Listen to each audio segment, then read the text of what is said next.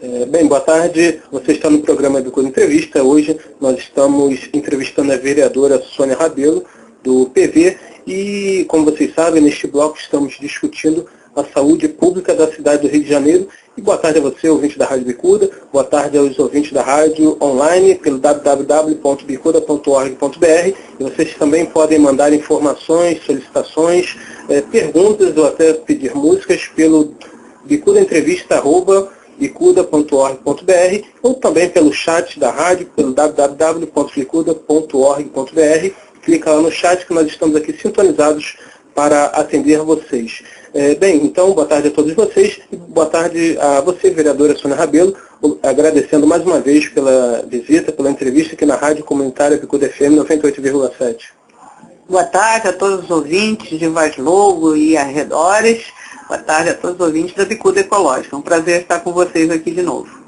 Obrigado, vereadora. Como falei anteriormente, e também nós estamos já, vocês que quiserem acompanhar as entrevistas deste programa, as entrevistas ficam arquivadas no blog do programa, no www.bicuda.org.br/Bicuda Entrevista.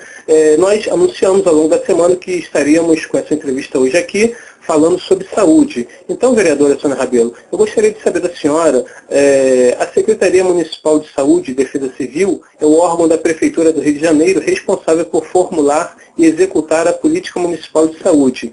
Ela faz parte do Sistema Único de Saúde e é composta de 6 subsecretarias. Enfim, a Secretaria Municipal de Saúde consegue planejar e exercer de forma integrada o Sistema Municipal de Saúde da cidade do Rio de Janeiro?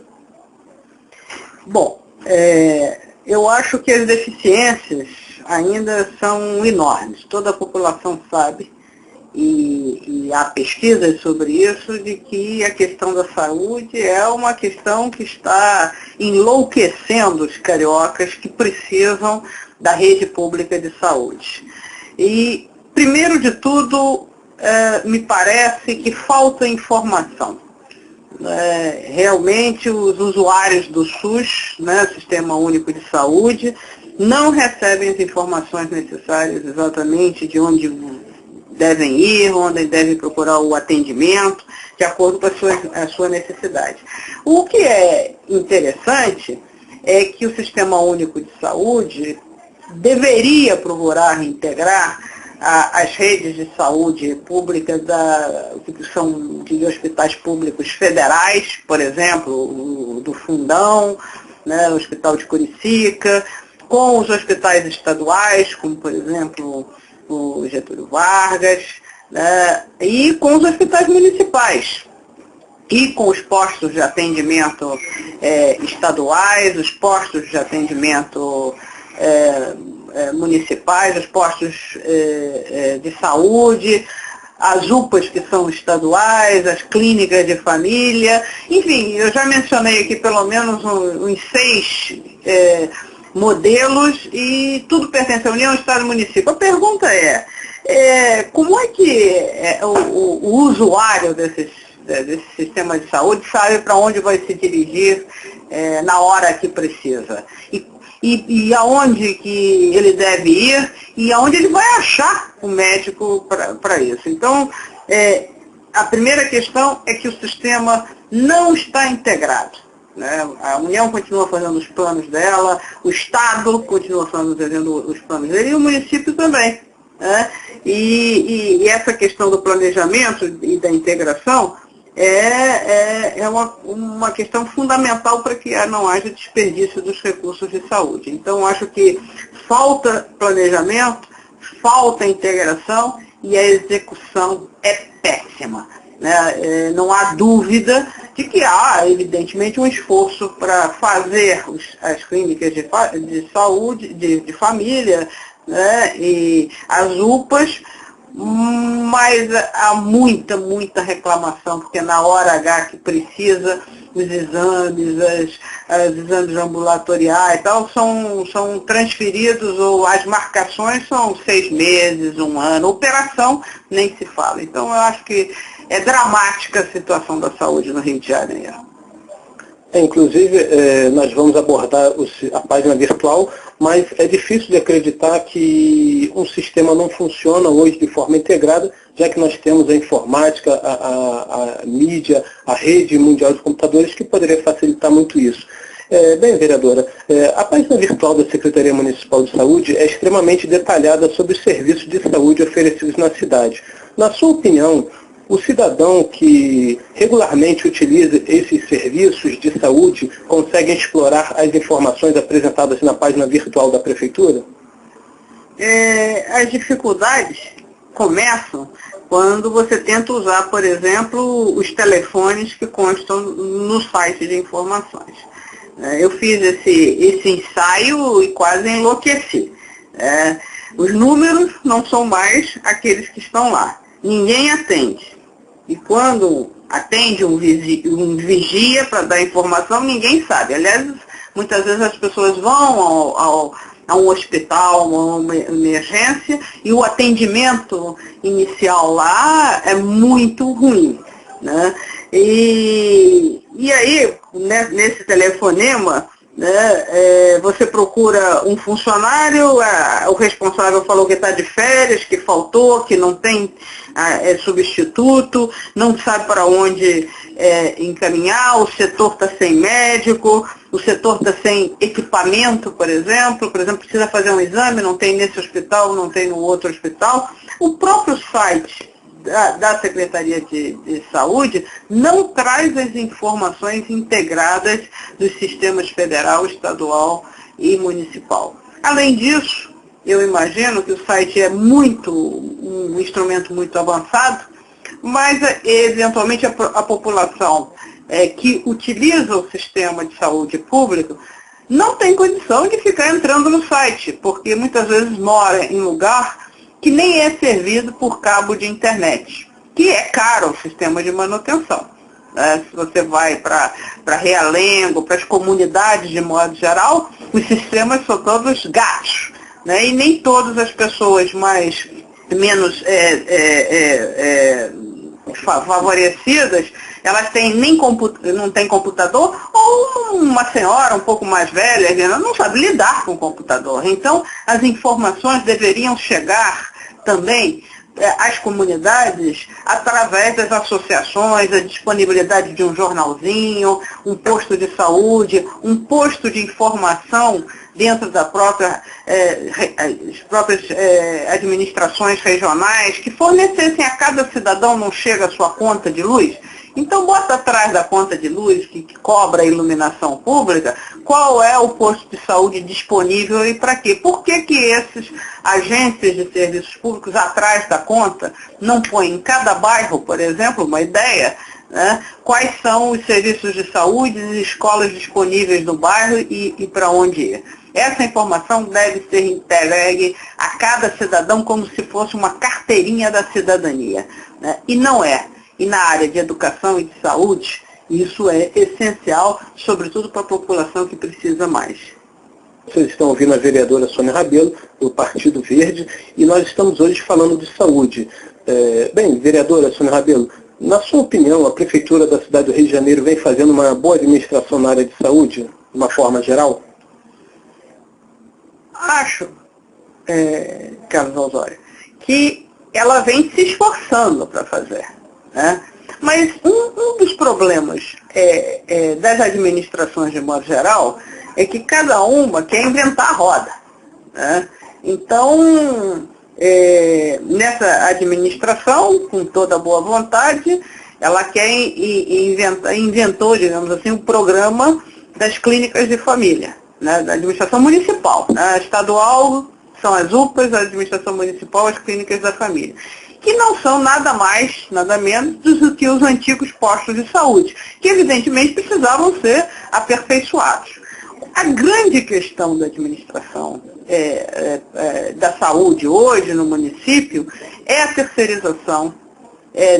Nesse novo programa de clínicas de família, cujo atendimento é dado através de contratação de organizações sociais chamadas OSs, que são nada mais, nada menos de que empresas privadas, empresas não são chamadas de empresas, são chamadas de organizações, mas têm lucros, enfim, são como se fossem empresas com outro nome e que colocam à disposição médicos, enfermeiros, eventualmente psicólogos. O que tem acontecido?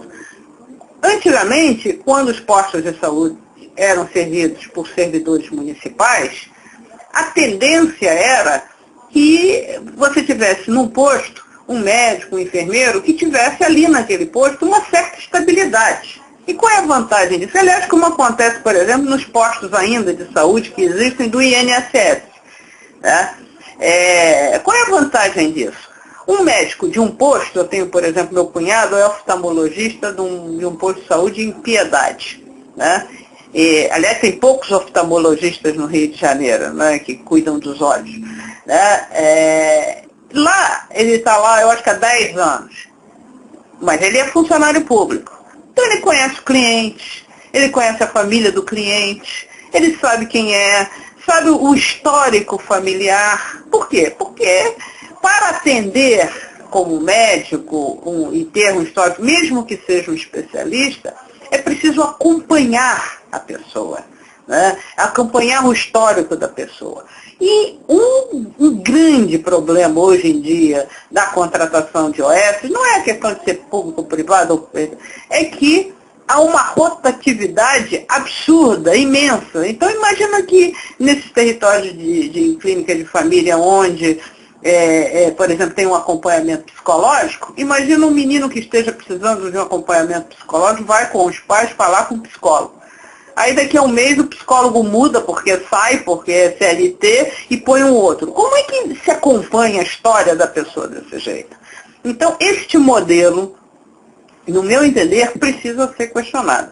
Nós precisamos servir a população ainda através de profissionais de saúde que acompanhem o histórico familiar. E esse modelo, ao que me parece, tem tido enormes falhas nesse sentido, com custos vultosos também nesse aspecto. Então não precisa perguntar à senhora se foi um avanço a prefeitura adotar as OS para administrar as clínicas da família aqui na cidade do Rio de Janeiro. Agora, naturalmente, a senhora não estava aqui quando foi votadas as OS, mas na visão da senhora, essas OS, elas representaram existe algo de positivo no final dessa história para poder utilizar as OS, ou é simplesmente uma estratégia do governo municipal, na visão da senhora? Na verdade, as OS, tanto na educação e na saúde, elas são uma válvula de escape a um problema de âmbito jurídico administrativo, que é um eterno questionamento sobre ter ou não funcionário público. O funcionário público, na cabeça dos administradores, é um problema, porque supostamente eles não conseguem administrar o funcionário público, o que não é uma verdade. Na verdade, precisa-se ter alguns aperfeiçoamentos em relação ao funcionário público, uma cobrança maior em relação, em alguns aspectos, ao desempenho dos do funcionário público, de exigência, a administração pública precisa ser mais avançada, mas não necessariamente ser ou sim ou não funcionário público ou empresa privada, não quer dizer que necessariamente a UERJ, como entidade privada, vai funcionar melhor do que o funcionário público por conta de uma concepção de que o funcionário público não funciona. Não é verdade isso, né? Os hospitais públicos no Rio de Janeiro sempre tiveram uma tradição de funcionar razoavelmente bem, né? As OS estão pagando, dizem as audiências públicas que houve aqui na Câmara, pagam muitíssimo mais aos médicos. É claro que não tem os encargos de funcionário público, que vão permanecer lá e se aposentar com seus salários e vencimentos integrais, mas mesmo pagando mais, não tem conseguido que os médicos se dediquem às 40 horas, como era de se esperar, com esses salários naqueles locais e fiquem naqueles locais. Né? Porque é preciso uma certa, como eu disse, uma certa estabilidade. Né? E isso não tem sido conseguido. Né? Então, fica-se nessa disputa de funcionalismo público ou contratação de OS. Eu acho que, finalmente, a minha opção, a contratação de OS deveria ser uma exceção. Por quê? Porque nós necessitamos de um atendimento constante, público e estável para a população no serviço médico. Então, deveríamos ter um planejamento no sentido de cada bairro, em função da população do bairro, ter 1, 2, 3 postos de saúde de acompanhamento familiar com os seus médicos e enfermeiros e outros profissionais da saúde que fossem atender aquela população ali. E isso não pode ser feito, evidentemente, através de organizações e empresas privadas cujos contratos duram 2 anos e são renovados a cada 2 anos com médicos rotativos, porque essas empresas contratam seletistas que vão rodando. Se o serviço é permanente, de atendimento à população, a contratação, no meu ver, tem que ser permanente. Evidentemente, se você tem uma excepcionalidade, um caso de combate à dengue, como um programa que vai durar 2 anos, percorrendo as casas, aí você poderia ter um programa como exceção e contratar uma, 2, 3 OS para um programa que vai durar 2 anos de, digamos assim, de programa educacional, de vacinação e tal. Aí você contrata o OS para prestar aquele serviço que é temporário e excepcional. Mas, no meu entender, eu estou convencida até o momento que serviços permanentes, serviços públicos permanentes, que devam ser prestados de forma permanente à população, como educação, saúde, fiscalização de obras e equipamentos, cuidar de jardins, enfim, todos esses serviços devem ser prestados por servidores públicos que assumam a responsabilidade da permanência daquele serviço público. Perfeito. Bem, vocês ouviram a vereadora Sônia Rabelo, do PV. Você está no programa Bicuda Entrevista, apresentado todos os sábados, de 2 às 4 da tarde, com sua reprise no programa Bicuda Entrevista Repeteco, na próxima quarta-feira. Vamos para um breve intervalo e voltamos já já.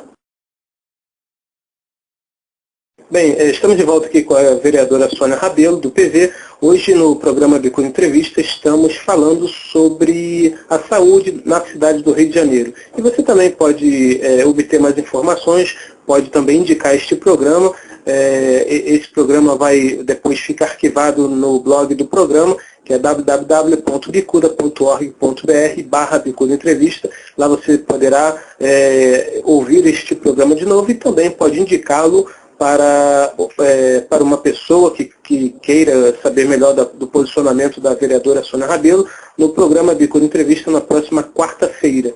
Bem, vereadora Sônia Rabelo, gostaria de saber da senhora, na sua visão, como está a saúde financeira dos profissionais de saúde? Há uma queixa generalizada dos profissionais de saúde, e a gente tem que destacar em relação a médicos plantonistas e médicos federais, estaduais e municipais, né?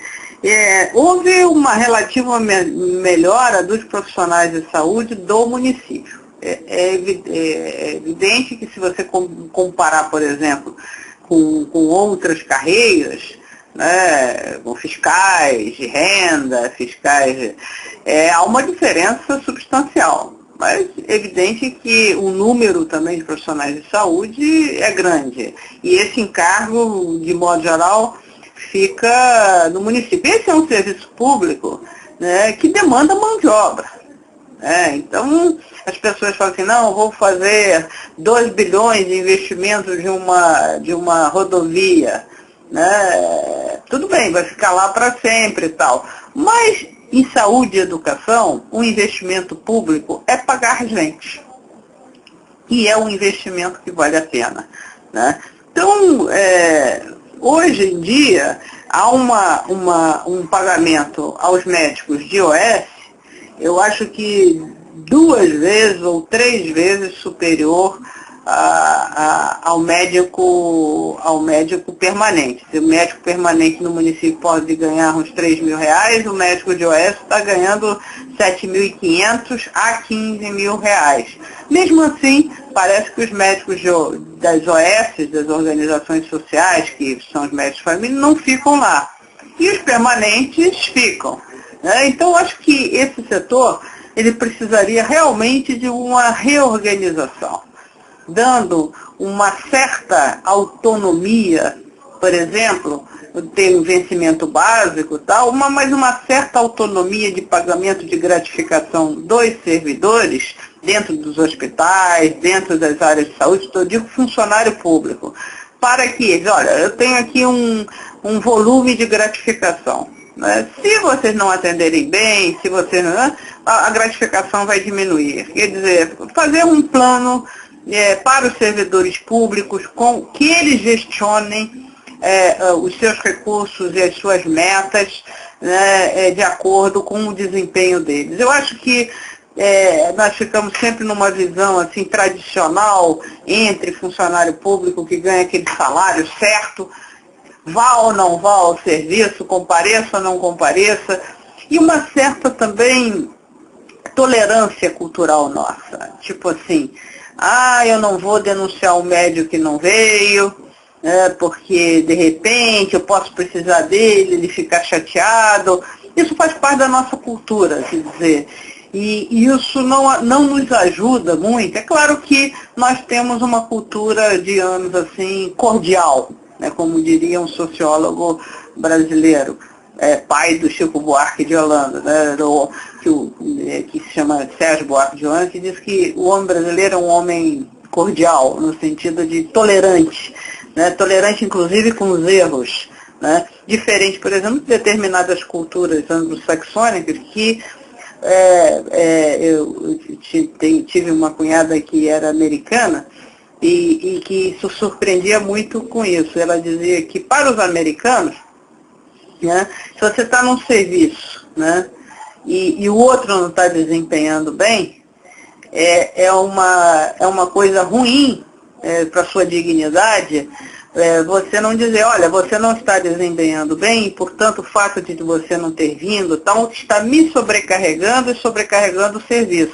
Então, na cabeça deles, quando você não, digamos assim, não fala e não cobra, isto para eles é uma indignidade, né? Porque estaria prejudicando a coletividade e a si mesmo. Aqui a gente pensa muitas vezes culturalmente ao contrário, né? O colega não vai e tal, a gente, não, segura a onda aí não vai de novo, se segura, e acaba ficando 2 ou 3 muitas vezes no serviço público, segurando a onda lá de 15 que se encostam, que não vai e tal, e aí fica naquela constrangimento, naquela saia justa de dizer não e tal, e aí fica lá, e aí o que está lá fica revoltado até, poxa, o colega não vem e tal, e aí vira aquela bagunça às vezes. Então, para que a gente assegure que a coisa funcione, é preciso que a gente veja com um olhar mais crítico, com um olhar mais realista, o que na nossa cultura tem prejudicado também o serviço. E faça uma autoanálise para dizer, bom, então nós queremos e acho que é necessário um funcionário público permanente, então nós vamos ser responsáveis e nós vamos cobrar de nós mesmos para que a coisa funcione. Então faz parte, no meu entender, de melhorar as condições de trabalho que precisam ser melhoradas, não só a dos vencimentos, né, dos salários, como também do serviço, do não desperdício nos postos médicos, das coisas que não funcionam, que os servidores públicos comecem a cobrar de si mesmo, do seu serviço, uma melhor qualidade de gestão. E eles assumam para si a responsabilidade disso, inclusive, muitas vezes, tendo que cobrar dos colegas. Cobrar e punir, porque não há norma sem sanção. Sem esse avanço, que eu considero isso esse avanço, a gente continuar a ser extremamente tolerante com erro, como punir? Como cobrar a punição? Hoje no Brasil a grande questão que se vê nos jornais é dizer, tudo está errado, está em pizza tal, e muitas vezes do nosso lado está acontecendo a pizza, na pequena coisa, e a gente está lá, não, é tolerante, o sujeito na rua acaba de comer, joga o papel ao lado numa lata de lixo, e você assim, não vou falar nada não, porque senão, tal. Então você está sendo tolerante e não cobrar. E isso acontece de cima a baixo. Então, essa mudança precisa também acontecer dentro do serviço público, para que os recursos públicos sejam melhor aproveitados e que com isso se pague melhor, né, aos servidores públicos e não se desperdice tanto, porque também há muito desperdício na gestão pública, e eu tenho certeza que os profissionais das secretarias de Educação, Saúde, têm competência para gerir melhor esses recursos públicos disponibilizados. Agora, vereadora, eu queria saber da senhora uma visão, assim, uma opinião mais administrativa. É o seguinte, é claro que deve haver, eu acredito que haja em alguns ambientes, claro que a gente não pode generalizar essa relação corporativista dentro do sistema de saúde como um todo, mas o fato que deve existir realmente, tanto é que existe deficiência no atendimento em vários postos, hospitais, isso infelizmente é muito comum aqui no Rio de Janeiro, no Brasil, acredito eu. Agora, a senhora, eu queria saber o seguinte, se existe uma lei que permite o profissional, que eu acho que isso acaba gerando um comodismo, que é a estabilidade do profissional, do servidor público municipal.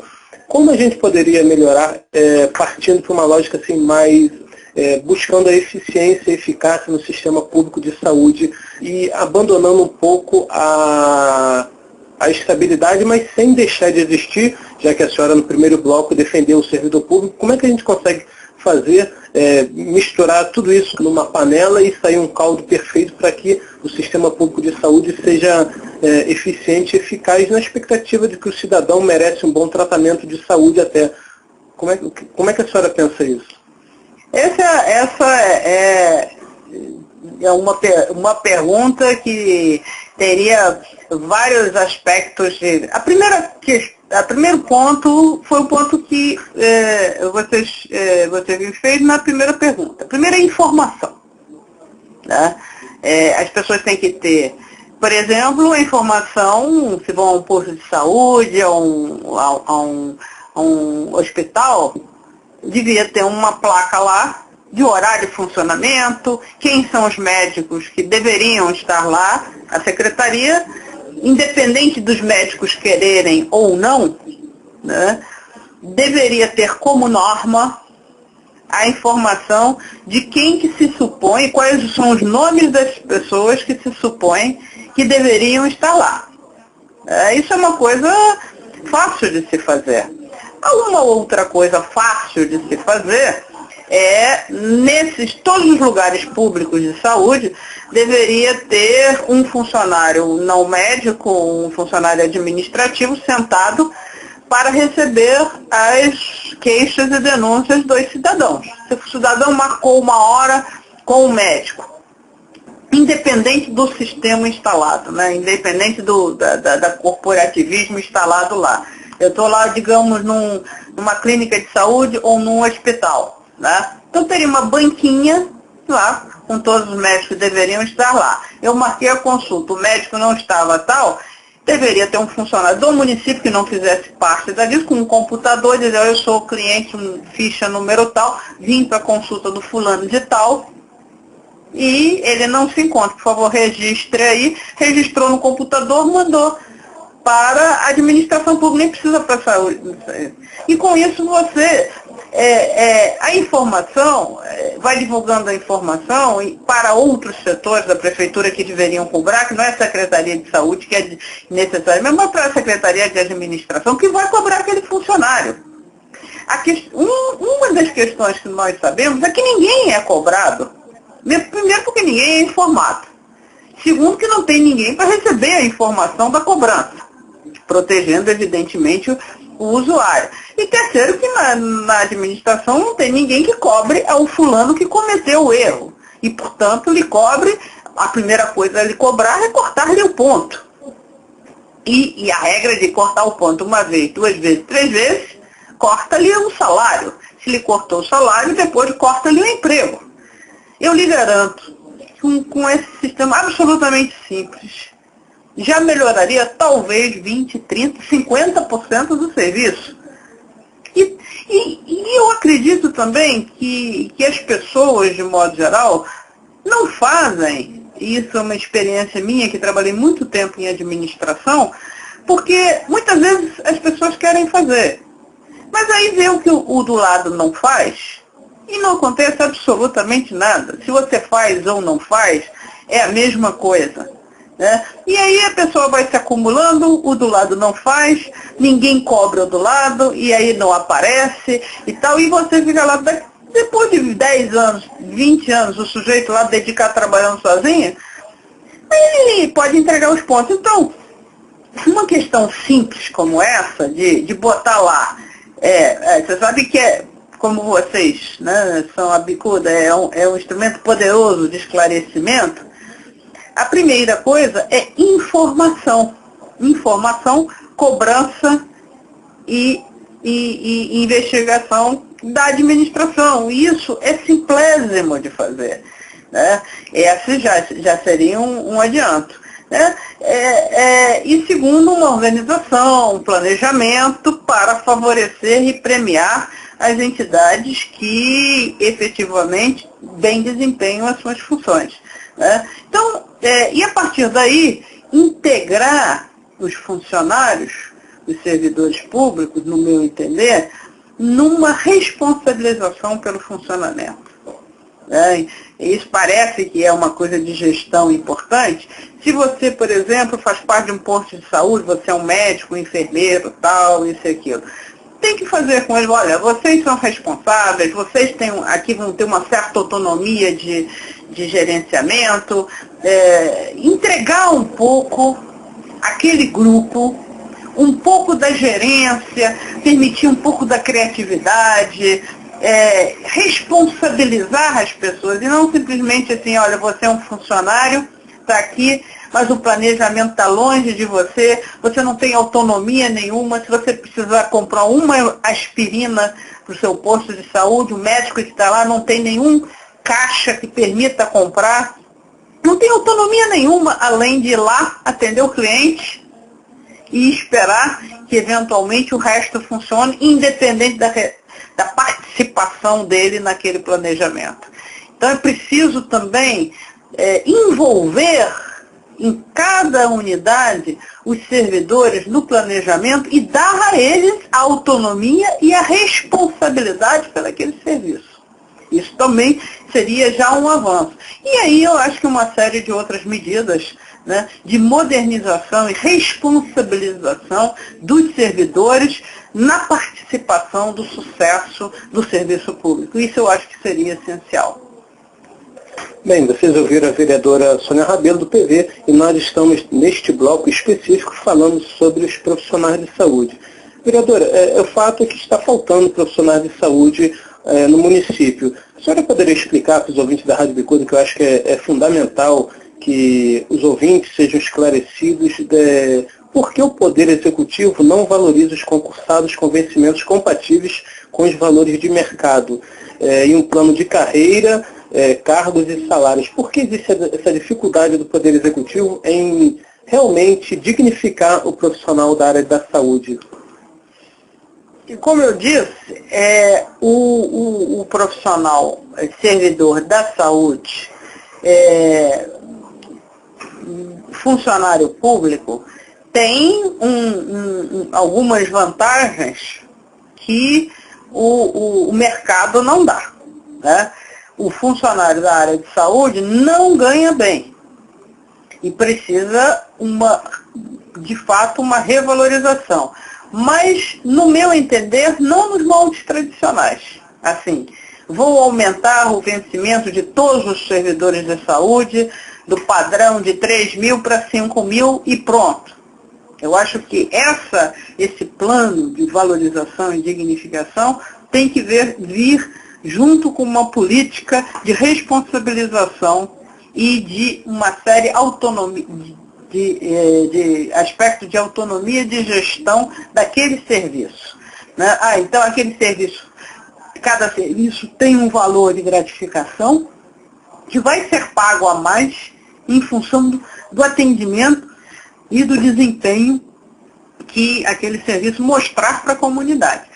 Eu acho que isso, por exemplo, se as OS podem pagar 7.500 para o médico, 15 mil, um médico permanente pode continuar ganhando 3, 4 mil e ganhar como gratificação de desempenho de atendimento, mas uma gratificação de 2 mil, 3 mil como desempenho e gestão do setor. Isso já é um passo adiante, mas isso deve não ser pensado, no meu entender, só em relação, vamos fazer um plano para dignificar só o funcionário para ganhar mais. Isso tem que ser feito, mas isso ganhar mais com participação e responsabilidade na qualidade do serviço.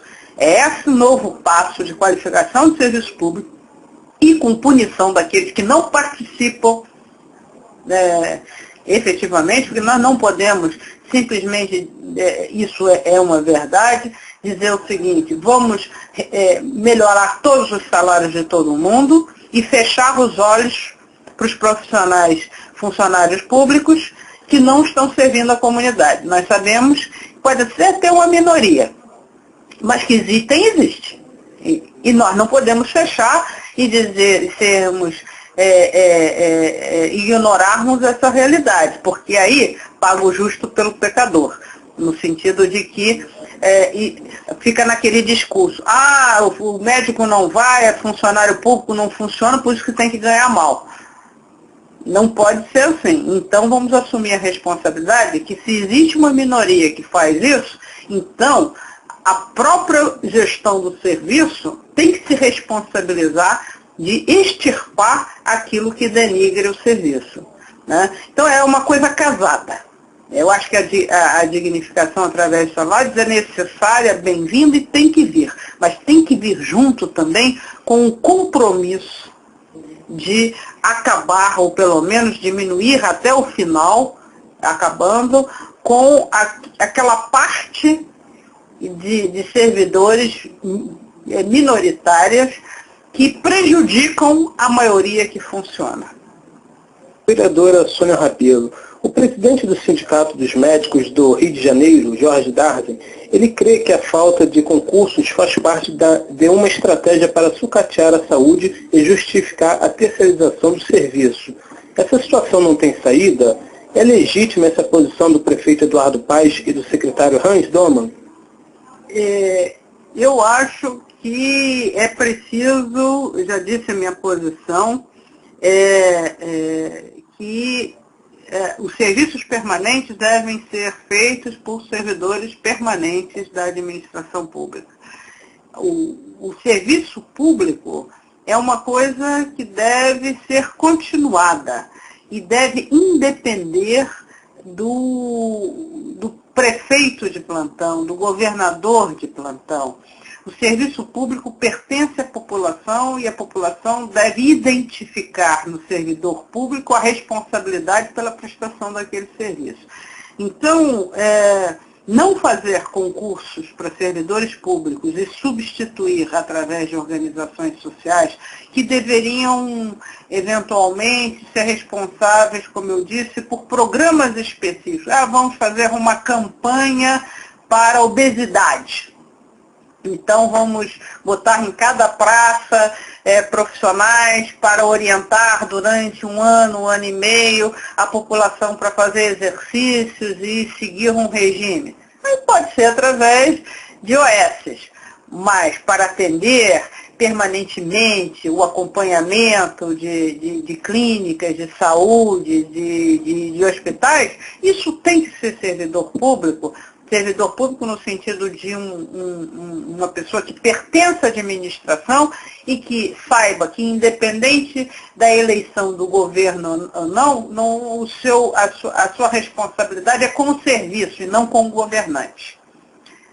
Então, essa é uma posição no qual a visão da população em relação ao serviço público deve independer de quem esteja no comando, por exemplo, da prefeitura. Então, eu acho muito ruim dizer assim, esse hospital, esta clínica é do Eduardo Paes, ou é do Cesar Maia, é do Marcelo Alencar.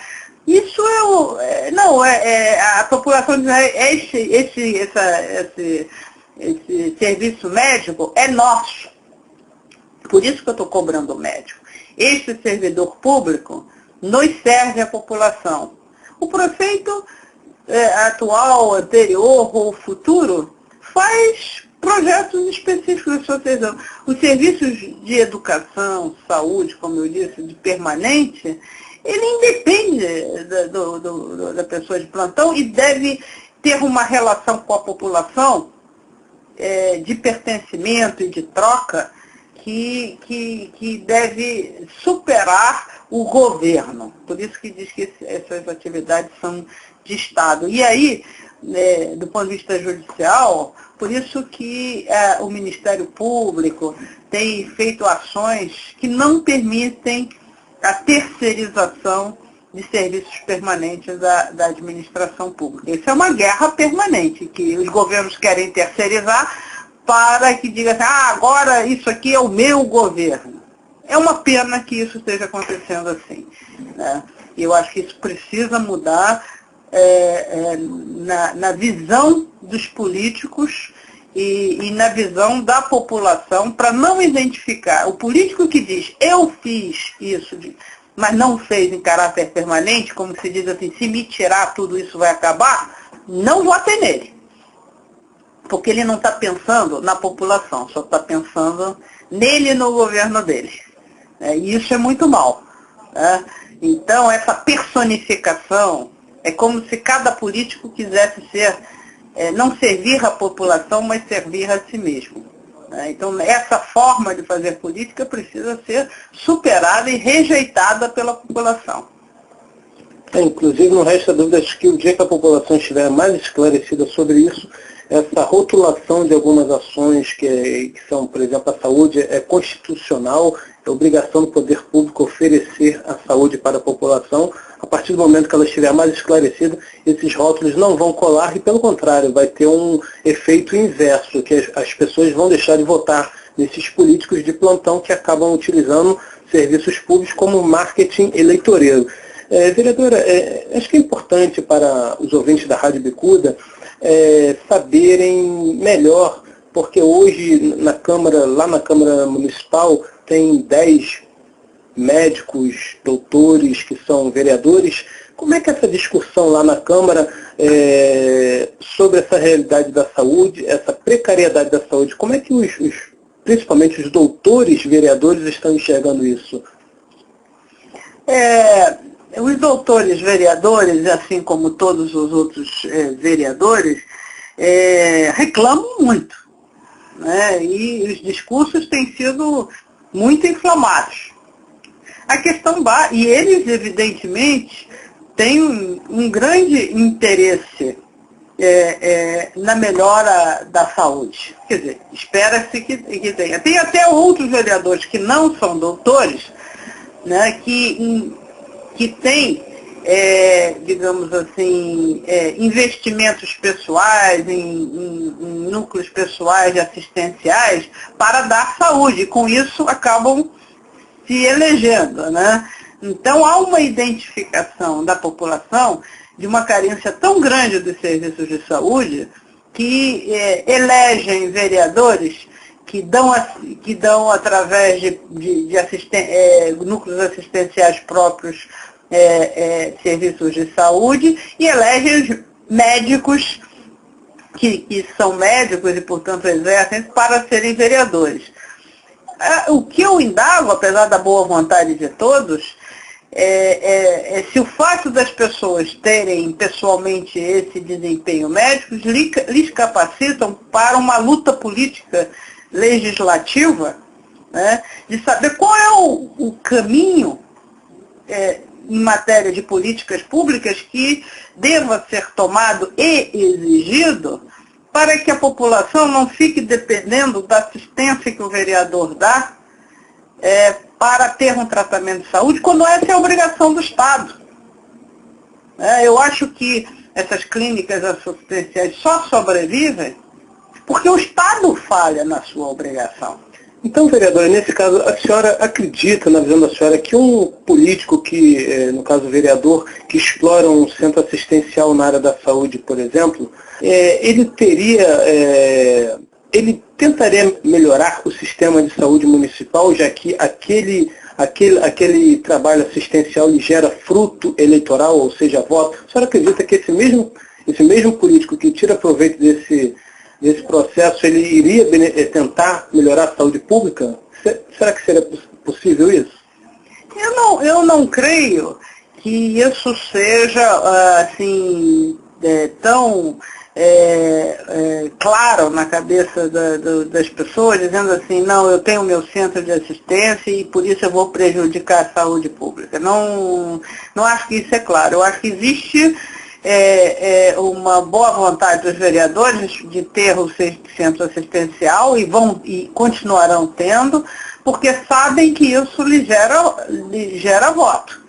Né? E, evidentemente, não existe, senão seria igual aqueles políticos do Nordeste que não queriam que fizesse açudes nas áreas rurais, porque eles venderiam a bica d'água lá, e aí manteriam a dependência. Não acredito de jeito nenhum que chegue a esse ponto. O que existe, sim, é uma omissão do poder público, e por conta dessa omissão deixa um vácuo para que algumas pessoas, até com dinheiro público, né, porque muitas vezes esses centros assistenciais recebem ajudas aqui, acolá, diretas ou indiretas, do próprio governo, da administração pública, que lhes favorecem alguma coisa ou outra, isso e aquilo, para que eles também ajudem a eleger o executivo de plantão. Né? Então isso é um círculo vicioso. Eu acho que isso é um círculo vicioso que precisa ser quebrado. É evidente que a população carente, numa emergência, não tendo um posto de saúde que funcione, não tendo um hospital de emergência que funcione, vai ter que recorrer a esse posto de saúde. E é evidente que vai se sentir devedor, supostamente, do vereador. Mas não é, evidentemente, o dinheiro do vereador que está ali, necessariamente. Às vezes mas às vezes não é. E infelizmente, ao eleger este vereador, está misturando as coisas. Eu acho que eu sou amplamente favorável que as pessoas, através das suas generosidades pessoais, né, promovam, como, por exemplo, existem nos Estados Unidos, organizações sociais, tal, que por pessoas que possam ajudar, tenham as suas instituições assistenciais de ajuda. Eu acho isso muitíssimo bom. Só não acho bom misturar isso com política. Se está misturando com política, aí misturam duas coisas e não funciona. Porque o político, no meu entender, para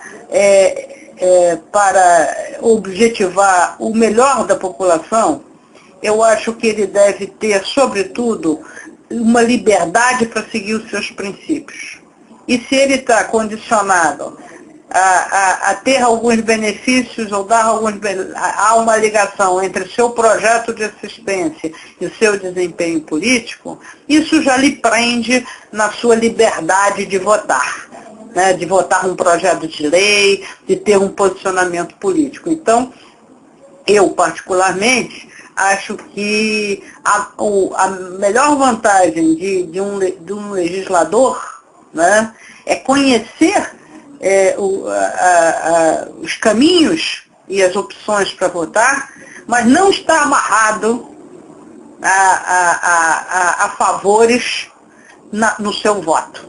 Ter liberdade para votar por um projeto de lei, de lutar num debate de acordo com os seus princípios, né? Isso é muito difícil, né? Porque os eleitores, às vezes, não têm a informação sobre o político, né? E às vezes você, mas esse político não é aquele que aqui na minha comunidade me traz o favor de botar uma coisa ou outra, mas a coisa ou outra que falta é carência do serviço público. Então ele não pode dizer falta exatamente porque muitas vezes a política explora a carência para continuar esse mesmo círculo vicioso.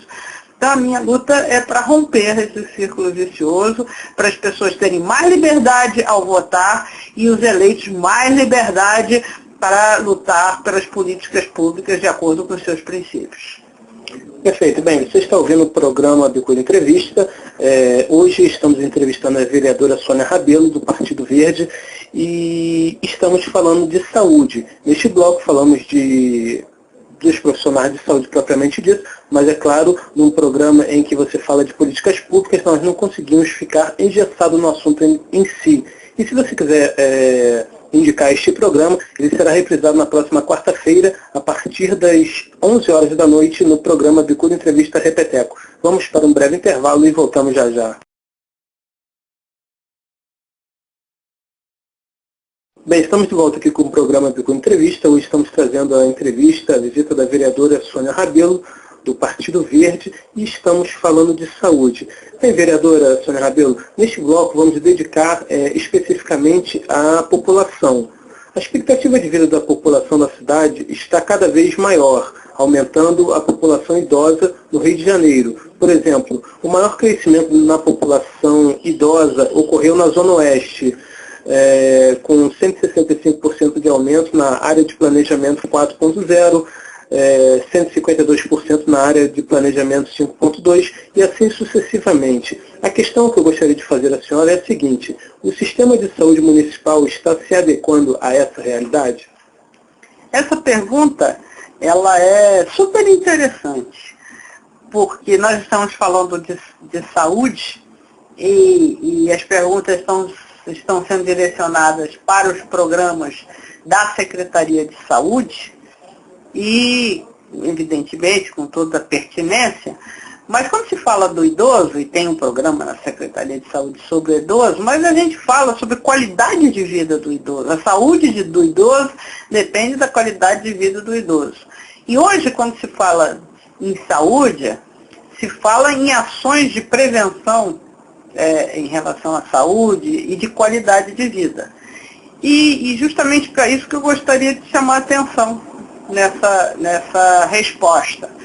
Porque, por exemplo, hoje a qualidade de vida do idoso não é só dar o remédio para o idoso em casa, nem ter o atendimento para o idoso. Por exemplo, está ligada a um espaço público decente para o idoso ir e passear, sobretudo o idoso que vive num apartamento pequeno, numa comunidade pequena. Então, por exemplo, se você vive num bairro que não tem uma praça, ou que a calçada do seu bairro não exista, ou esteja totalmente esburacada, e que o idoso, ou que à noite a iluminação pública ilumine a rua, mas não ilumina, como todo o Rio de Janeiro, não ilumina as calçadas, e que, portanto, sem iluminar as calçadas, um idoso com uma deficiência de visão, na noite nem pode sair na rua, fora a segurança, evidentemente, mas que tropeça a cada 5 metros, 5 passos que ele dá na calçada, porque a calçada não é feita para o deficiente, para o idoso, aliás, não é feita para o pedestre,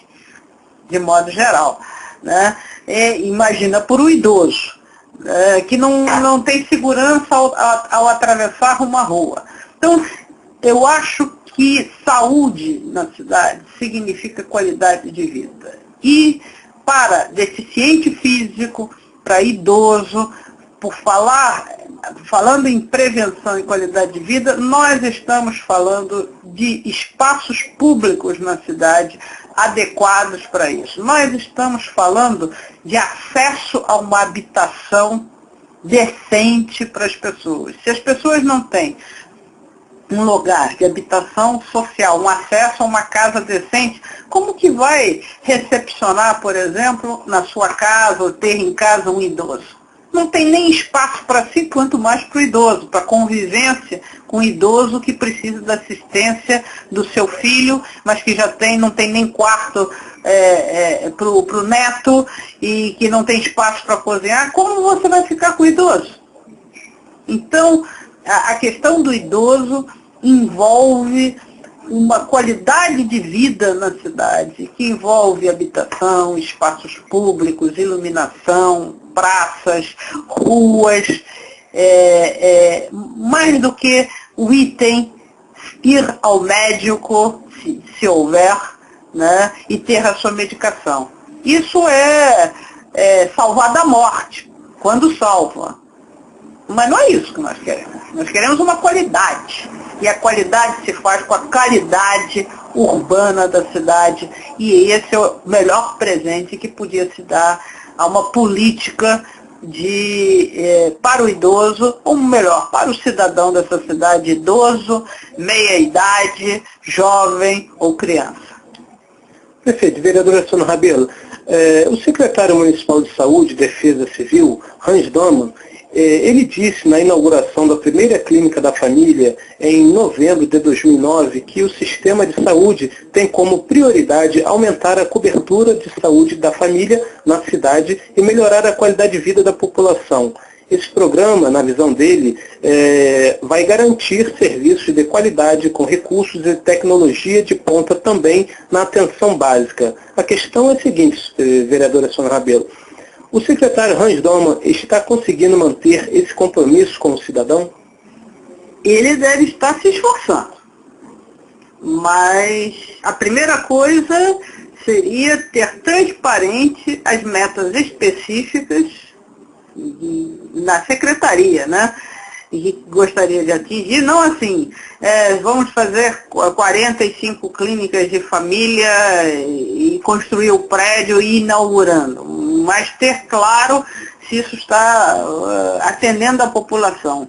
Volto a dizer que todas essas chamadas clínicas de família estão sendo atendidas por organizações sociais privadas que supostamente atenderiam muito melhor que o servidor público.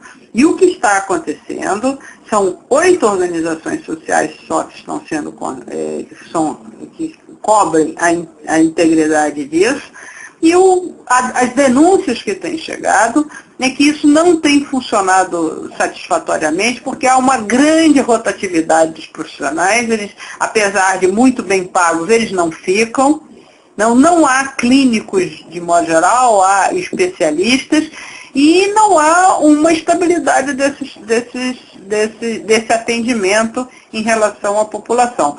Evidentemente, nós temos visto que estão sendo inauguradas clínicas de família, mas o atendimento permanente, de forma constante, mesmo porque a gente não pode garantir, por exemplo, que sem os concursos, né, depois o secretário sai, o contrato com essas organizações sociais tem que ser renovados e refeitos a cada 2 anos. Né? Daqui a 2 anos sai. E se não é renovado o contrato, e se não há dinheiro para renovar o contrato, vai todo mundo embora. Não adianta ter o prédio se não há a construção desse serviço público permanente. Nesse ponto, eu tenho uma visão muito diferente do secretário, que veio da iniciativa privada, mas lá na iniciativa privada, o dono da clínica é o dono. Né? E aqui, no serviço público, nós não podemos ter um dono. Nós temos que ter uma responsabilização dos servidores que tenham responsabilidade sobre aquela clínica. E eu acho que isso não tem acontecido e não está acontecendo. Minha visão nesse ponto é bem diferenciada do secretário. Agora, vereadora, a senhora falou sobre a população em geral fazer denúncias, essas coisas todas. Eu gostaria que a senhora disponibilizasse, já que a senhora participa deste programa, nosso objetivo maior é fazer com que o cidadão cada vez mais se aproprie das políticas públicas em geral, e seria interessante para que a população, os ouvintes aqui da Rádio Bicuda, tivessem acesso a informações da senhora, quando supostamente fazer uma denúncia, fazer uma solicitação, alguma coisa parecida. Eu queria saber se a senhora gostaria de deixar o contato, a maneira que eles podem obter mais informações sobre o mandato da senhora, até mesmo visitar lá na Câmara Municipal, enfim, que os ouvintes possam conhecer melhor o trabalho da vereadora Sônia Rabelo. Muito obrigada. Eu tenho na internet um site que é www.soniarabelo, com dois L's, soniarabelo.com.br, www.soniarabelo.com.br. E pelo site podem me conhecer o trabalho. Nesse site nós temos tentado colocar notícias sobre o que se passa aqui na Câmara dos Vereadores, os projetos de lei que estão sendo votados, etc., notícias da cidade. E já publicamos, inclusive, um sobre a campanha de preservação do Cine Vaz Lobo, né, que é um movimento que precisa, no bairro, ser apropriado e incentivado por todos. É um bem cultural da maior importância que deve ser preservado, e isso, a mobilização da população é muito importante. Sabemos que a Rádio Bicuda Ecológica está nesse movimento, nessa liderança desse movimento. E nós podemos também fazer contato através do e-mail contato@soniarabelo.com.br, Rabelo com dois R's também, contato@soniarabelo.com.br. Estarei à disposição de todos que quiserem saber do nosso trabalho e fazer contato. Perfeito. Eu que agradeço em nome da população ouvinte da Rádio Bicuda, já que a nossa proposta é diferenciada, e quanto mais a nossa audiência se apropriar da discussão dos debates em geral que ocorrem lá na Câmara Municipal, eu acho que é um privilégio, uma satisfação muito grande da diretoria da Rádio Comunitária e também da ONG Bicuda Ecológica. Vereadora, nós neste bloco estamos dedicando à população, e eu gostaria de fazer uma pergunta assim, muito mais regional, mas eu acredito que isso pode estar acontecendo em outros locais. O fato é que, com o aparecimento das clínicas da família, os postos de saúde estão sendo desativados. No início de junho, fui informado por um usuário do posto de saúde Clementino Fraga, logo aqui em Irajá, de que essa unidade será transformada em clínica da família, e os médicos não sabem se permanecerão tratando dos pacientes. A senhora tem conhecimento de denúncias como essa, e qual é a opinião da senhora quando a gente substitui um posto, um prédio público em que a população sabe que ali pode encontrar determinados serviços, e de repente um administrador muito pontual, que não é eterno, o administrador vai e troca para uma clínica da família, com todas as benéficos que isso pode acontecer, mas o fato é que está sendo trocado uma coisa que vem dando certo há muitos anos, e de repente um administrador troca. Qual é a visão da senhora sobre isso? Na verdade, já mencionamos que mudar o posto de saúde Clementino Fraga para uma clínica de família, provavelmente, inclusive, eu espero que não troquem de nome também. Troquem o posto, porque Clementino Fraga, Irajá, tendo homenageado Clementino Fraga, que foi um médico importantíssimo no Rio de Janeiro, inclusive médico e professor da Universidade Federal do Rio de Janeiro. Espero que só transformem de nome de posto para clínica de família. Acho que o local vai continuar o mesmo, e eu espero que não troquem como eles estão tentando trocar em algumas emergências, substituindo os profissionais permanentes concursados por OS. Continuo afirmando, isto não é bom. Não é bom porque aí não existe o compromisso de permanência, porque as OS são empresas privadas com contratações só de 2 anos, entram e saem. Então, não acho que isso seja muito bom. Se for para mudar para clínica de família, Clementino Fraga, pintando o local, botando equipamentos novos, botando lá um stand para queixas e informações dos médicos, que devem, mantendo os médicos concursados, aí trocar de posto de saúde para clínica de família, com todas essas benesses, com os mesmos médicos, seria ótimo. Esperamos que seja isso, né? Mas se não for, acho que a população deveria protestar. Aliás, seria bom que a gente conseguisse um meio, né, e eu me proponho aqui no gabinete de fazer um requerimento de informações ou mandar para saber exatamente o que está acontecendo nesse posto de saúde, o que vai mudar, se vai mudar, até para que, quem sabe, através da rádio, através dos ouvintes, através desse gabinete, a gente possa tentar convencer o secretário ou discutir ou demandar ao secretário uma participação da população na discussão de como será o seu posto de saúde local. Acho que seria uma inovação muito boa a Secretaria de Saúde se abrir